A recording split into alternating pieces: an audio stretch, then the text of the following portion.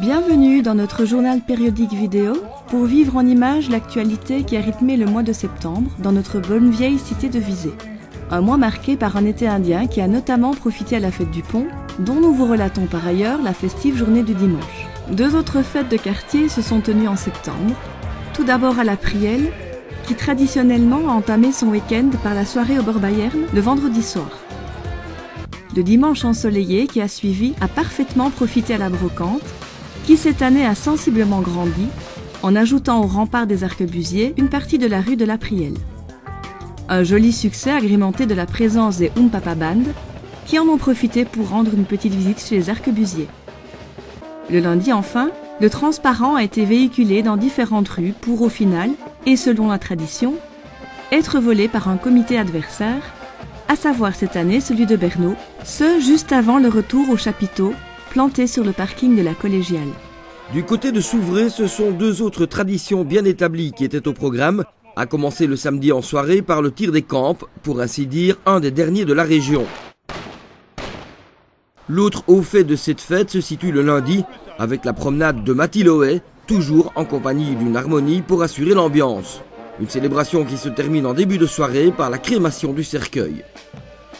Autre fête, musicale celle-là, le Blue Moon Festival a connu sa 7e édition en la salle des Tréteaux. Plusieurs concerts étaient au menu, pour le plus grand plaisir des amateurs du genre.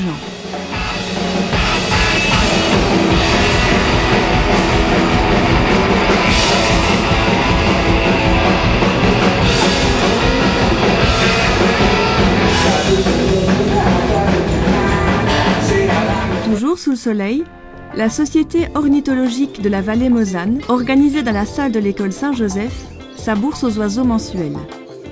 Les prochains rendez-vous sont fixés les 21 octobre et 4 novembre, cette dernière date correspondant aussi à un week-end d'exposition, qu'on se le dise. Non loin de là, dans la cour de l'école, se donnait une messe, point de départ de la procession Saint-Adelin, célébrée chaque année. Après 2 escales, au casino et à l'hôtel de ville, l'assemblée se retrouvait à la collégiale pour la célébration. Autre lieu religieux et autre cérémonie, cette fois du côté de devant le pont, où l'on commémorait les 20 ans des orgues de l'église Notre-Dame du Mont-Carmel. À cette occasion, une série de concerts a été donnée tous les vendredis du mois, dont celui de l'Académie César-Franck, qui était aux commandes lors de notre passage.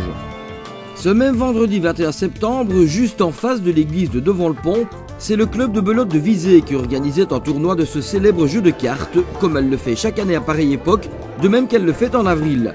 Fort d'une bonne trentaine de membres, le club de belote se réunit à devant le pont tous les mardis de 14 à 18 h pour taper la carte. Autre sport, nettement plus physique et très réputé à Visé, le rugby a réservé une journée aux jeunes de différents clubs pour le tournoi de Loie. Une compétition parfaitement organisée et qui a rencontré un joli succès, puisqu'elle a rassemblé plus de 600 jeunes participants qui ont donné le meilleur d'eux-mêmes sous la houlette de leurs coachs respectifs et sous l'œil attentif des arbitres et des parents. Bravo à tous!